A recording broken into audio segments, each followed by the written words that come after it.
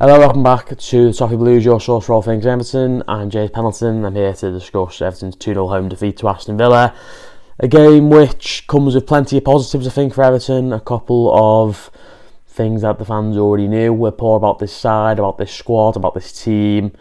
And another really bad refereeing decision. I don't actually think we've been on the back end of too many this season compared to last, where it felt like every week we were getting a really bad refereeing decision go against us. But the game turned today. We're breaking it down to the bare bones. It turned on a diabolical penalty decision, which in normal times, sure, I thought was a penalty. It's clear that obviously the referee did as well, because he gave the thing, but how VAR don't watch that back and see Agane very clearly gets not a huge chunk on the ball, but he gets enough of the ball for it not to be a penalty.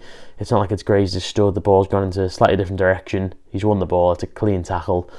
The sword that he didn't give for very similar things higher up the pitch. And yeah, the game changed on that, really. I think it's fair to say Everton were in the ascendancy at the time. They were the better team for the first half. They were definitely the better team at the start of the second half. And in the end, I say the game changed on that. If you go a goal down against a Unai Emery team, then the likelihood is you're going to struggle, because obviously they put 6 across the back, they defend well.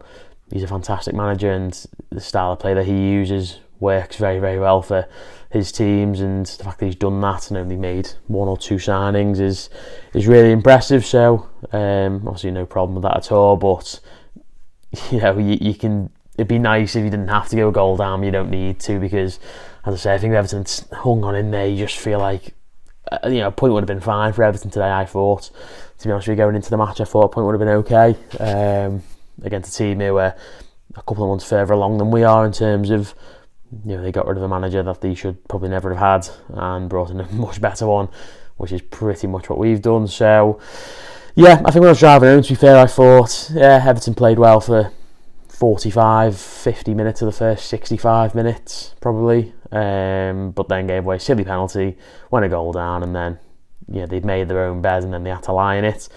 But when I actually saw a replay of the incident in question with the penalty, it's very clear that it isn't a penalty. I look forward to seeing whatever excuse they come out with on Monday during that JARG programme on Sky, where the referees talk about the decisions of the weekend. I think it's Dermot Gallagher maybe, or whoever they wheel out from under their stone. It's just unbelievable, it really is, because VAR, as football fans up and down the country will tell you, VAR is brought in to stop things like this happening, where a referee gives a clearly terrible decision. I'm seeing people on Twitter say it is a penalty and that he doesn't touch the ball. I'm watching it back, and every single time you see the ball's rolling this way and then it rolls this way, it's just such a terrible decision. I've just dropped something there, but it's so frustrating, because I again, look, Everton had not taken their chances and whatever, and people are saying that that's what's going to happen, but I just kind of think, well, yeah, sure, they gave away a penalty, absolutely, but the officials have handed that game to Aston Villa, because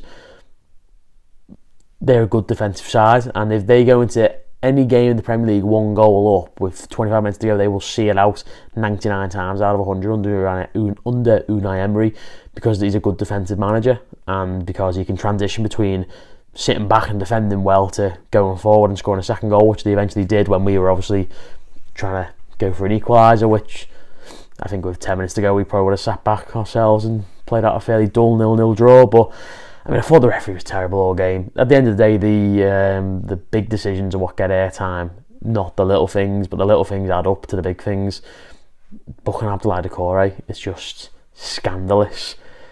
The fact that, again, from minute 1, Villa were happy to time waste, that's fine, whatever, dark art, they're in the game, but he facilitates these, well, not he, as in the referee today, Anthony Taylor, all referees, they facilitate it, and they'll say in like July or whatever, look, we come up with this thing to stop teams from time wasting. They make players walk off the nearest possible point. I saw Jack Grealish getting some stick today from the Bournemouth fans, and then him giving it the little 4-0 symbol, and then getting stuff launched at him. Kevin De Bruyne got a full pint of beer thrown at him the other day, and it's like, this is your answer to this, rather than not just saying, right, if the goalkeeper picks the ball up and has it in his hands for 12 seconds, like you can't with Emi Martinez today, then that's when things are going to happen, not when players are getting subbed and it makes very little difference.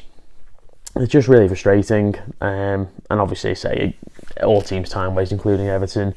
Got no problem with that. I'm sure Villa and Emery are going to boil some piss this season, that's for certain. And again, I've got no issue with that because it's completely legal and it is fine. Obviously, it's frustrating, but it's more just stuff like, you know, we could have gone through on goal of Neil Maupay from a quick throw-in, and he pulls it back, and I'm like, you won't do that from any other throw-in. You know, Matty Cash was walking 15 yards every time he got a throw-in on in the first half, and it's like, you're not pulling it back. You know, Emi Buendia handballed it twice and didn't get booked, whereas Decore and Onana get booked for the first indiscretion of the game, and well, I say Decore's, I didn't even think was an indiscretion, so it didn't look like it, but anyway, Everton made plenty of opportunities, plenty of chances, couldn't take them.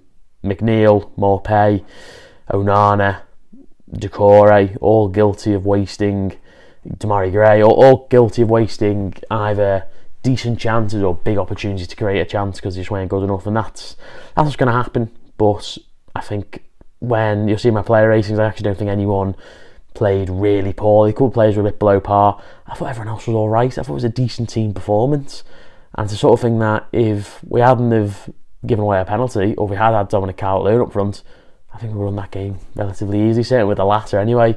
If Calvert-Lewin's up there, I think we could have been a couple of goals up at half time, but obviously it's all incidental, isn't it? If Villa had their 1982-83 European Cup winning team, they would have won the game. It's completely irrelevant in terms of the actual scoreline because these things didn't happen. Everton lost the game. No need to lose your head over, and just hope we can go again next week against Forest. Actually, no, we play Arsenal in midweek. I completely forgot about that. I got reminded of that today, which is obviously very upsetting. But yeah, that's kind of all I have to say on it, really.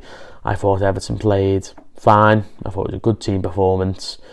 Villa were on the back foot for a large part of the first 65 minutes, and then as soon as we went a goal up, as I say, there's not many managers in world football I would put at the helm of a team one goal up with 25 minutes to go, especially with some good attacking players on the pitch who can get the whole team up. So one of them, Everton didn't take the chances. Villa were gifted a goal to go in front, and then once they did that, they handled it expertly. Everton never looked like scoring after it went to 1-0, and that was all she wrote really for this one. But we move on, 2 huge games coming up away from home, and then obviously we look ahead to what March and April have to offer, because that's going to be the real crunch time, whether Everton pull away from this or whether they're going to go into the end game of the season like we did last year in the relegation mire. We shall see. But anyway, make sure to check out our player ratings. Obviously we'll discuss the game in further detail throughout the week, and make sure to like and subscribe and let us know your thoughts on the match. Thank you very much.